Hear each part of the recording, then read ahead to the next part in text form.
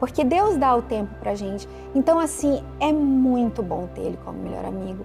E ele, assim, na minha vida inteira eu consigo ver a mão dele e jamais eu teria conseguido chegar até aqui, nem com vida, se ele não estivesse comigo. Assim, eu tenho muitos motivos, assim, de ele ser tudo. E literalmente ele é tudo, é aquela música que fala tudo por ele mesmo.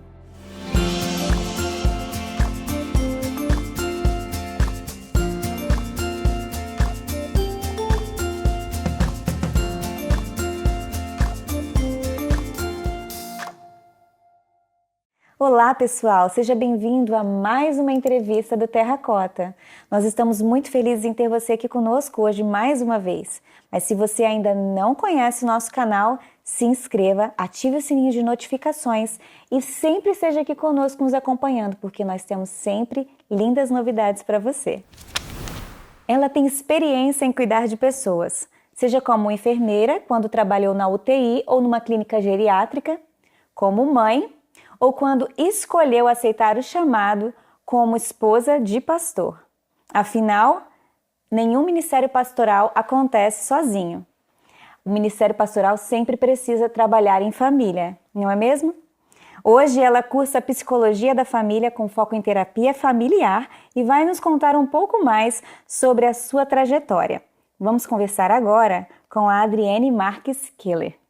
Adriane, seja bem-vinda aqui ao nosso programa. É uma alegria ter você conosco hoje aqui. O privilégio é meu. Nossa, olha só que lugar bonito, cenário bonito, com uma moça simpática, bonita também. É muito bom. Ai, que bom estar aqui com você. A gente queria saber um pouquinho de como que foi a sua infância. A gente sabe que você é enfermeira, né? Mas como que foi isso? Teve alguma influência de alguém da sua família para você escolher essa profissão? Esse sonho veio desde cedo? Como é que funcionou isso? Assim, a minha infância foi uma infância feliz, que eu tracei para minha vida outros planos, que eu fiz contabilidade, mas acabei fazendo enfermagem. Não era meu plano ter feito enfermagem, eu tinha plano de seguir na carreira de administração, de empresa, coisas assim, não era enfermagem. Mas Deus foi encaminhando tudo para isso. Na minha família não tem ninguém que fez enfermagem, tem médicos, mas enfermeiros não. Não tem nenhum Agora tem, minha sobrinha fez enfermagem e é enfermeira, mas não tem ninguém que fez enfermagem. Entendi. Então foi uma coisa sua mesmo, assim, que foi acontecendo. Foi acontecendo. Porque a gente tinha, na minha época, que foi ontem, né, bem recente, não tinha muitas opções de faculdade adventista. E meus pais prezavam demais para isso, que eu tinha que estudar numa escola adventista. Então não tinha muitas opções. As opções que tinham era pedagogia ou enfermagem. Então, dentre as opções que tinha, eu escolhi enfermagem. Só que achando que eu ia abandonar o curso em algum momento. E durante o curso, meus pais torcendo para que eu não abandonasse e eu meio achando que ia abandonar. E aí acabou que eu comecei, quando a gente foi para o estágio, eu comecei a gostar do curso e aí deu certo e continuei e terminei enfermagem, tudo, gostando do curso. Mas não era a minha primeira escolha. Que interessante, Adriane. Olha, a gente sabe que você trabalhou na UTI. Como que foi, assim, essa experiência? Porque a gente sabe que trabalhar na UTI é uma coisa intensa, né? O nome mesmo já diz. Como que foi a sua experiência, assim, viver essa experiência de lidar com pessoas entre a vida e a morte? A UTI, como todo mundo sabe, é um setor fechado. Então, você trabalha com aquelas pessoas sempre o mesmo plantão, normalmente é o mesmo plantão. Às vezes troca alguma coisa, mas você acaba criando vínculos muito fortes entre a equipe, porque você fica 12 horas, às vezes tem que ficar mais tempo com aquele mesmo grupo.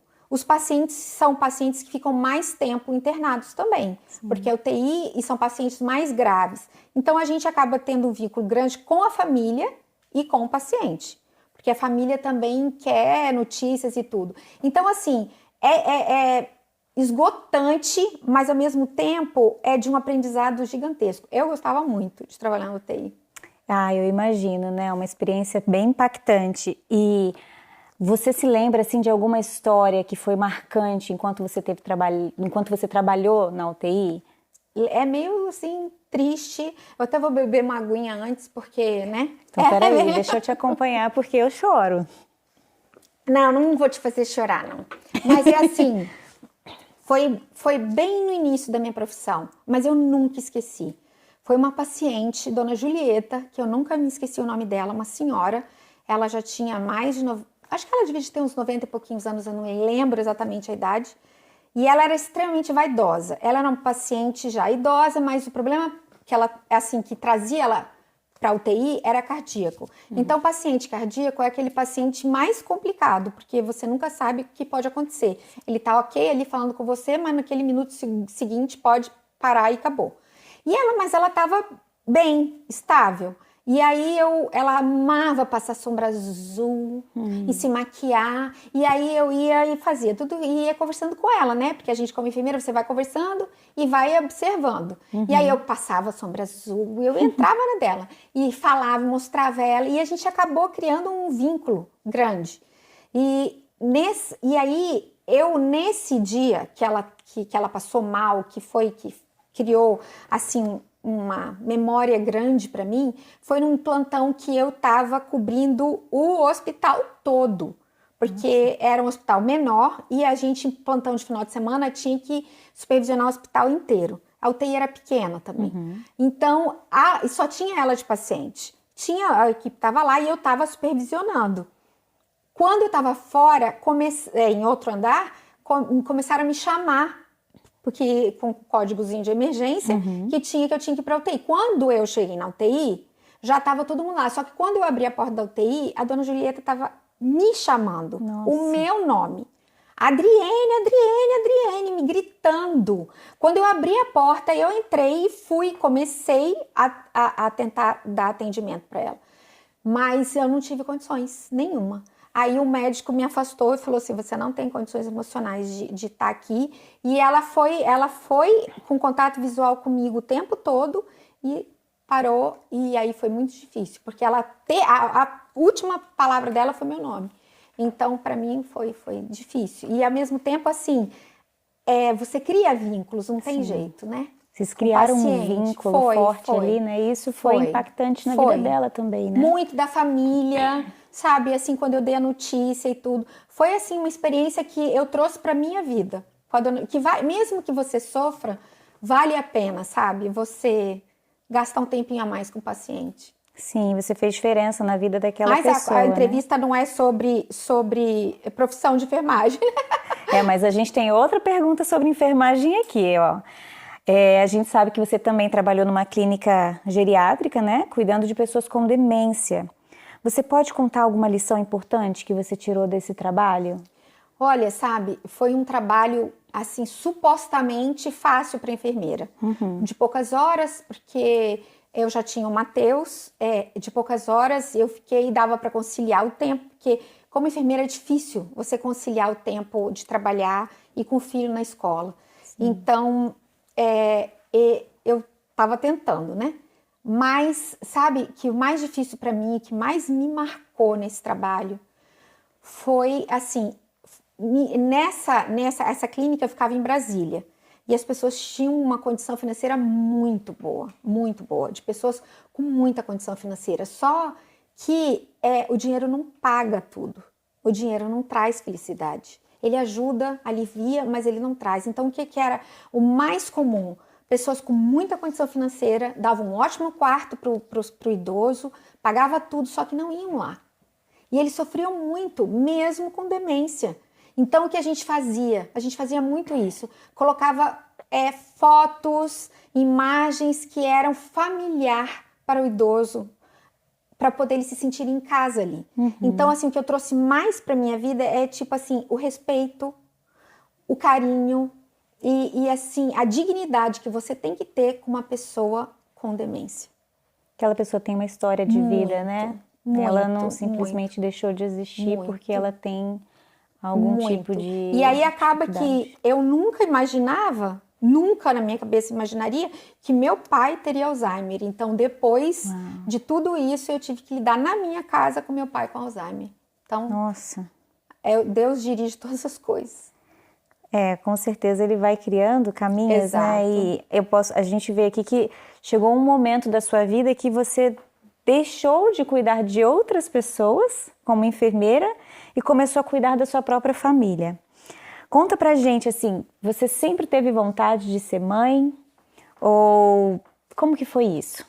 Assim, eu casei e fiquei 8 anos sem filhos. 5 eu não queria ter filhos.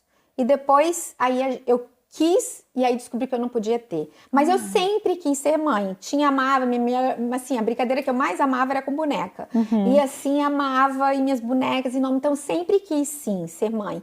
Até a gente tem, assim, lá na nossa família, alguns, tipo um primo e os meus sobrinhos que falam que são também meus filhos, porque eu assisti o parto, ajudei, cuidei. Então, desde assim que eu estava mais velha e que já era enfermeira, eu ajudava a minha irmã, minha prima no parto, para cuidar do neném. Então, assim, meu sobrinho mais velho, eu assisti o parto, cuidei dele e fiquei com ele um mês. Então, assim, super. Assim, mas assim, full, total. Minha irmã só levava pra realidade de mamar. Então, assim, eu sempre quis muito ser mãe, sempre.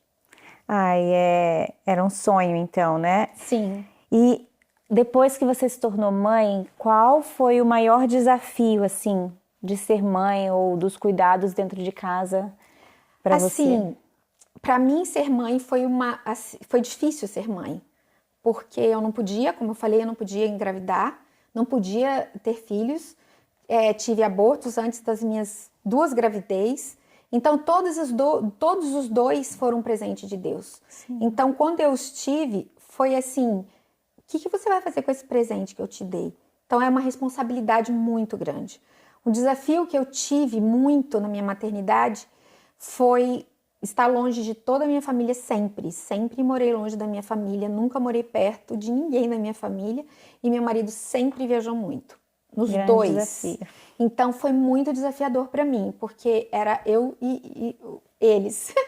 O Matheus e a Mariana, né, meus 2 filhos, eles têm uma diferença de quase 6 anos. Então, assim, isso num lado melhorou, porque o Matheus me ajudou muito com a Mariana.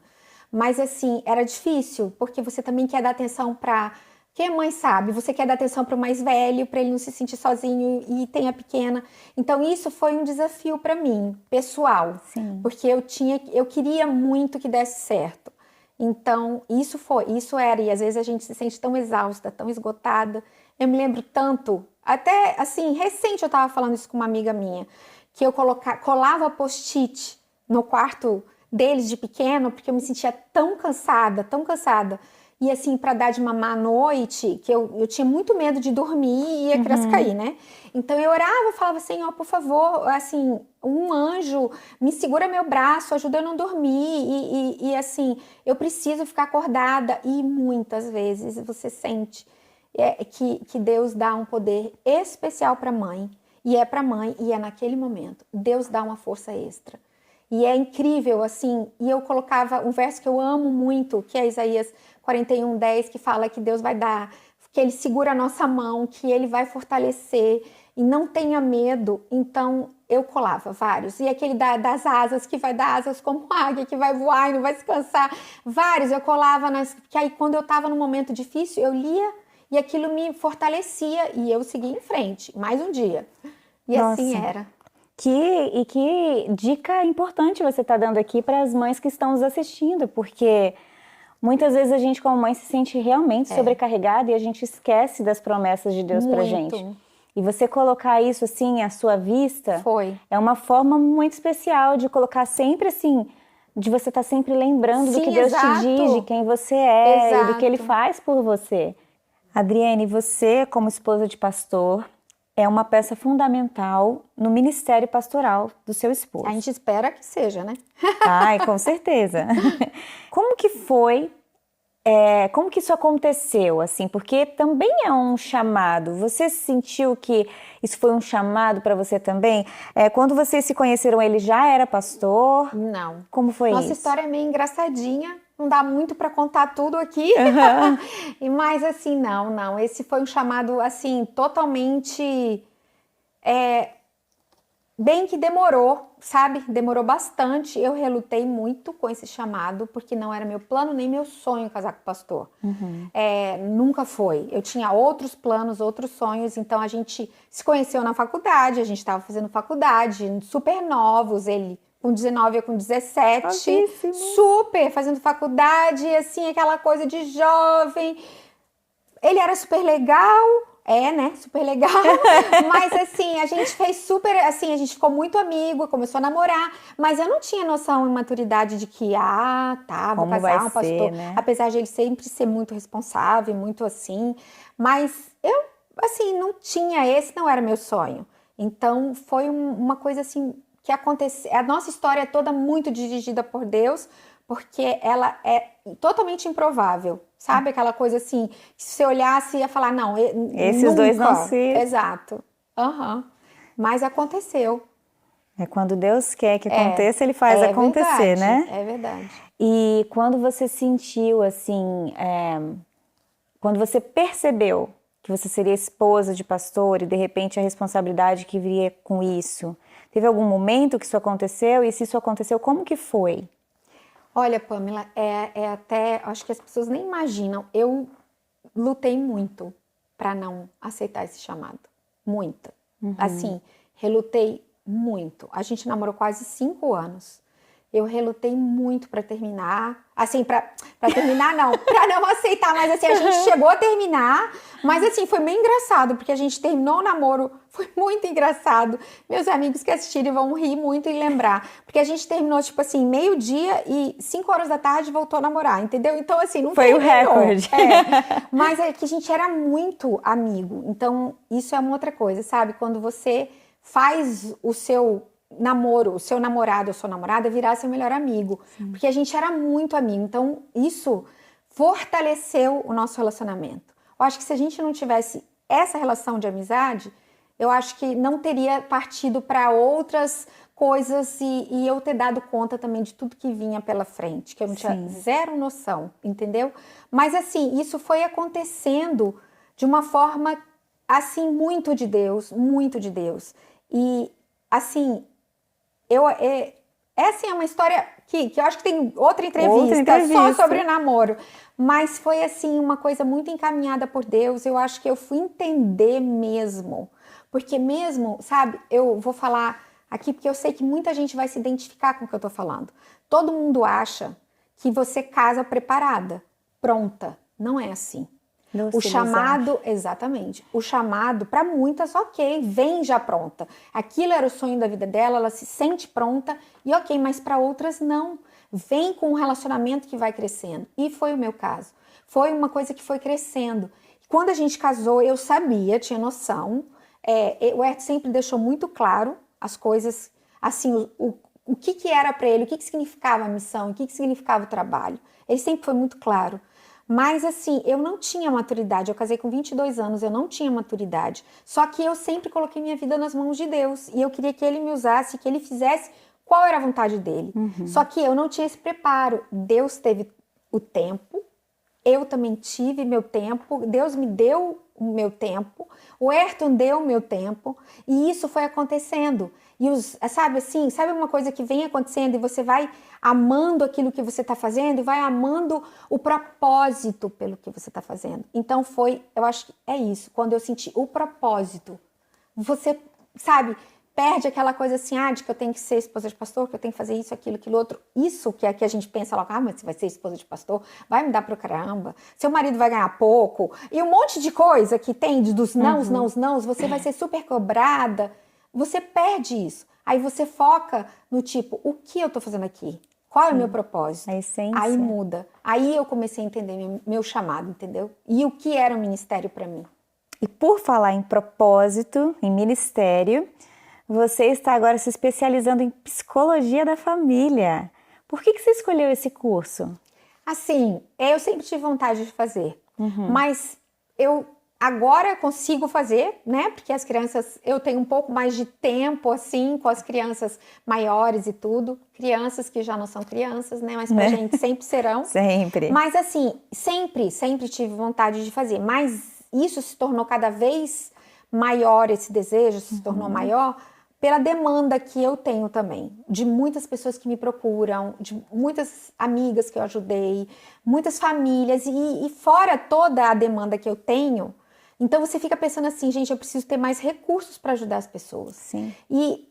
E fora isso, fora a minha demanda, a situação do mundo, né? Das famílias, porque tudo começa na família, tudo começa na família, todos os problemas começam na família, tudo vem. Você começa a conversar com uma pessoa porque teve uma história de vida, porque isso, porque aquilo.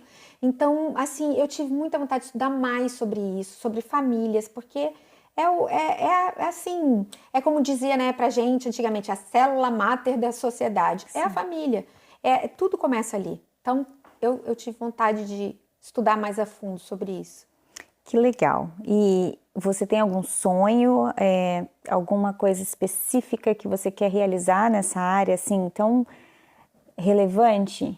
Assim, eu não tenho nada muito específico, porque isso é meio novo na minha vida. Eu tô mais ou menos indo para metade da pós. Mas assim, não é uma coisa, é uma coisa nova para mim. Eu tenho sim vontade de estudar mais sobre isso ainda, de seguir mais, assim, porque agora eu comecei a pós, então tenho vontade de fazer um mestrado nessa área. Eu tenho muita vontade de ajudar mais as famílias, até pela experiência que eu tenho. Então, sim, tenho vontade de atender, de ajudar, sim. Até muitas famílias pastorais Sim, também, exatamente, porque a gente pode dividir, né? É tão bom quando você, como uma vez uma pessoa me falou assim, de algumas situações difíceis que eu passei, a pessoa me falou assim, e isso ficou muito gravado na minha cabeça, sabe, que muitas vezes a sua dor vai virar seu ministério. Então, bem assim, então tantas coisas que eu já passei, que eu posso ajudar outros a não sofrerem como eu sofri. Com certeza. Então, isso me fez, sabe, querer ajudar mais e estudar sobre isso. Que bom, que bom.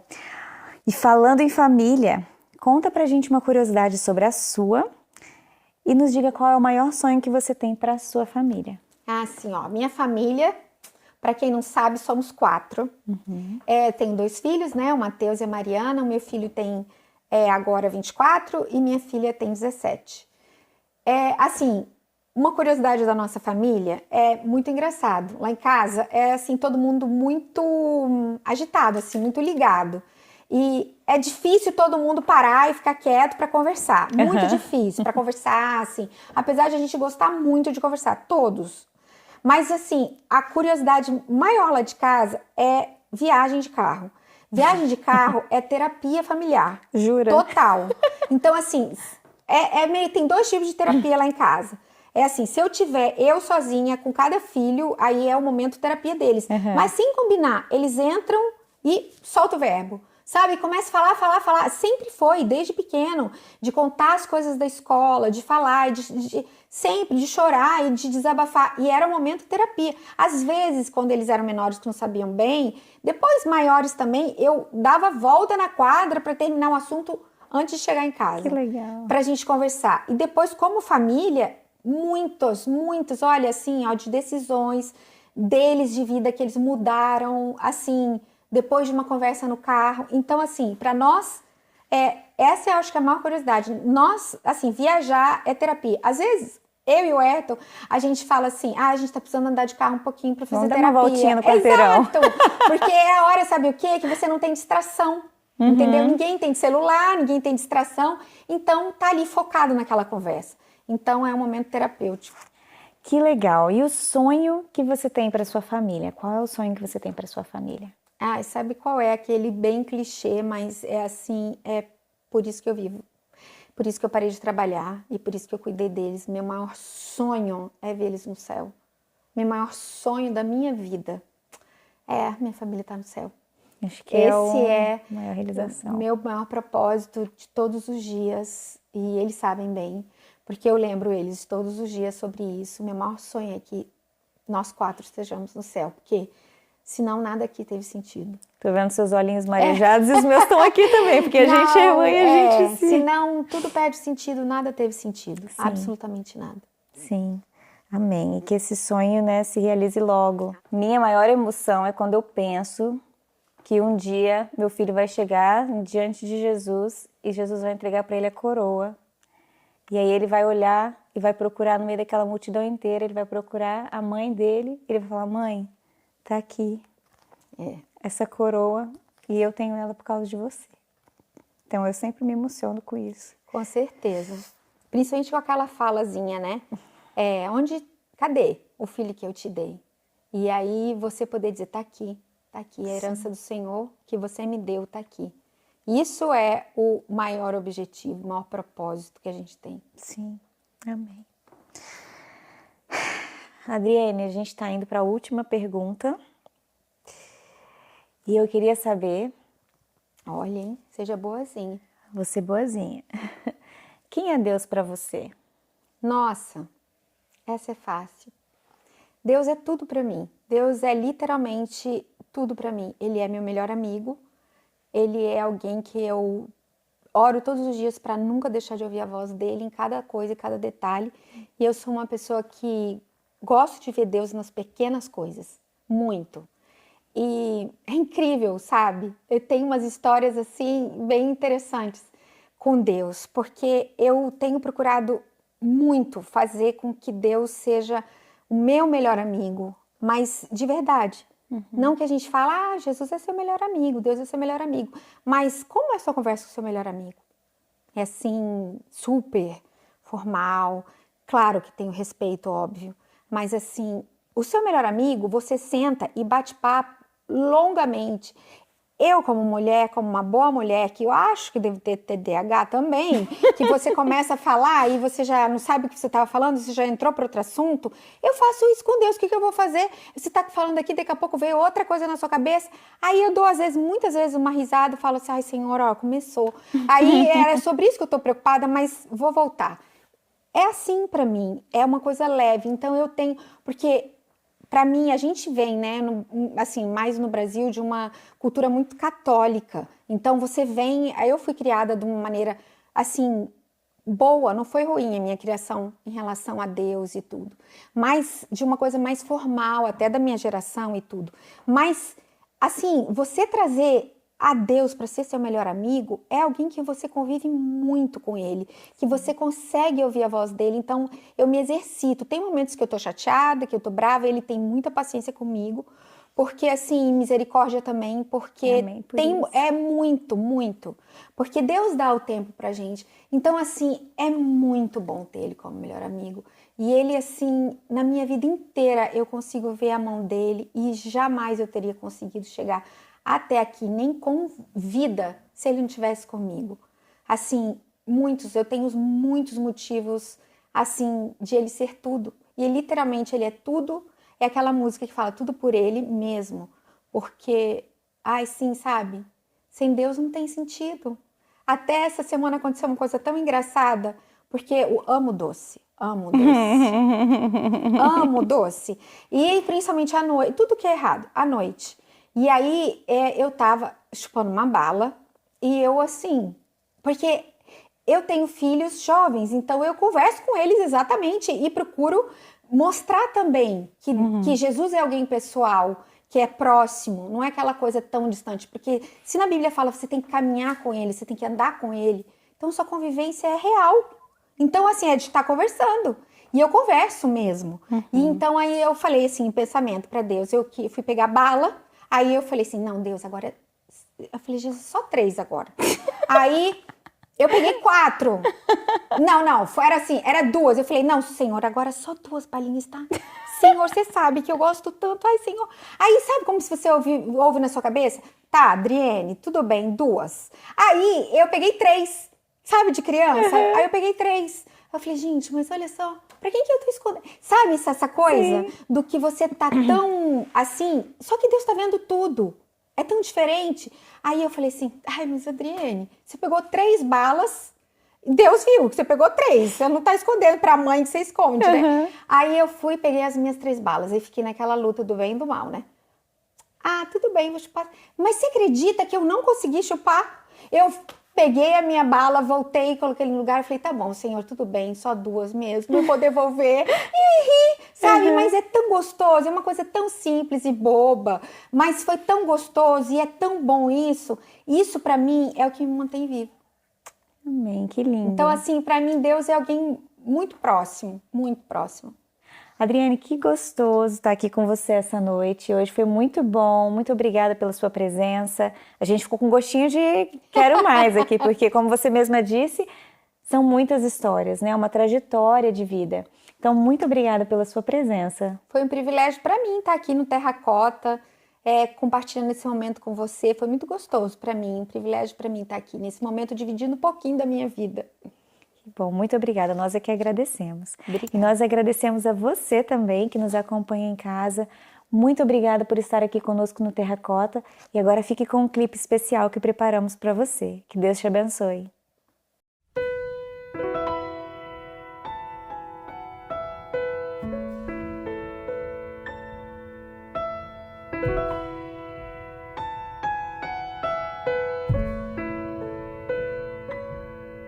Se tu buscares a Jesus,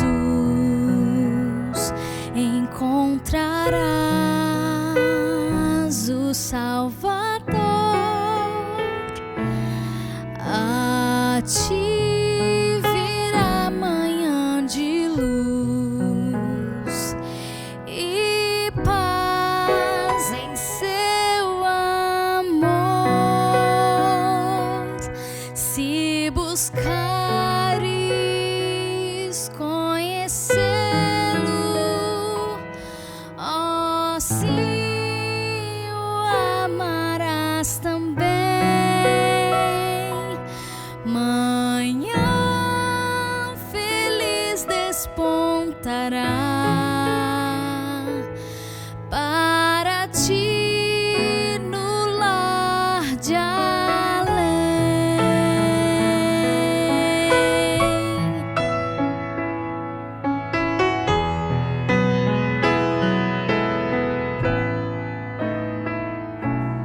Jesus compreende tua dor e tudo faz pra te salvar. Crê, pois, que junto ao Salvador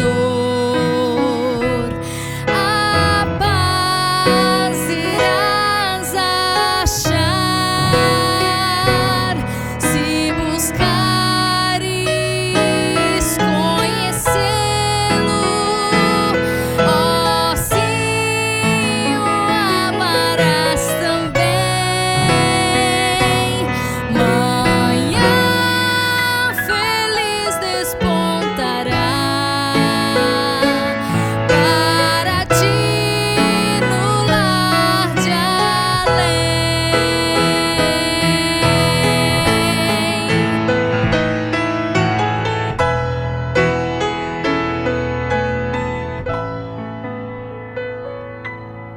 Se buscares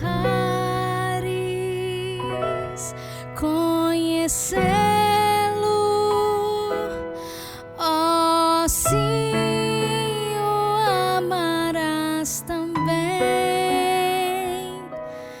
Manhã feliz despontará